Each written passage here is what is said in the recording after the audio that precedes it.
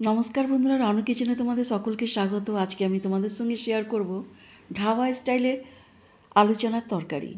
এই তরকারিটা একদম ঢাবার মতনই স্বাদ হয়েছে।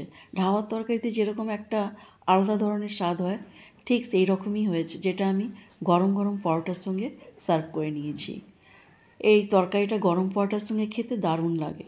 এখানে আমি আলু আর চানাটাকে প্রেসার কুকারে সেদ্ধ করে নিয়েছি। এরপর আলুর খোসাটা ছাড়িয়ে হালকা ভেঙে নিয়েছি। কুকারে সর্ষের তেল গরম করতে দিয়ে দিয়েছি গ্যাসের উপরে। তেলটা গরম হয়ে গেলে একটা ফোড়ন দিয়ে দিয়েছি গোটা জিরে, তেজপাতা, শুকনো লঙ্কা আর গোটা গরম মশলা।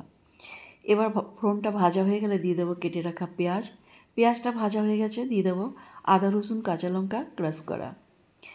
মশলা আদা রসুনটাকে মিক্স করে নিয়ে এখানে গুঁড়ো মশলা দিয়ে দেবো 1 চামচ কাশ্মীরি লাল লঙ্কার গুঁড়ো, 1 চামচ ধনে গুঁড়ো, 1 চামচ মিট মশলা আর কাসুরি মেথি, যেটা আমি এখানে হাতে ডলে দিয়ে দিলাম।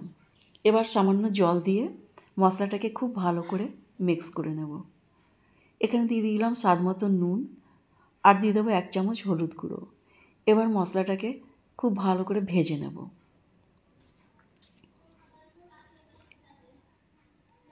মশলাটা ভাজা হয়ে গেছে, এখানে দিয়ে দেবো ভেঙে রাখা সেদ্ধ করা আলু।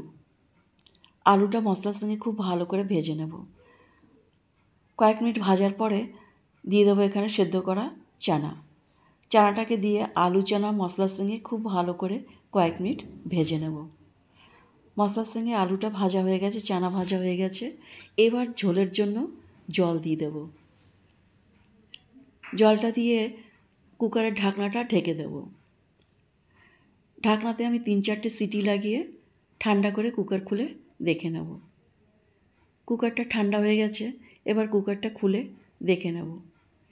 এখানে একদম পারফেক্ট তৈরি হয়ে গেছে আমার ঢাবা স্টাইলে আলু চানার তরকারি। দেখো কত সুন্দর তরকারিটা হয়েছে। বন্ধুরা, আজকের রেসিপি তোমাদের কেমন লাগলো কমেন্ট করে জানাবে।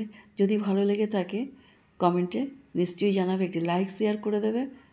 পরবর্তী ভিডিওতে আবার তোমাদের সঙ্গে দেখা হবে। তোমরা সুস্থ থেকো, ভালো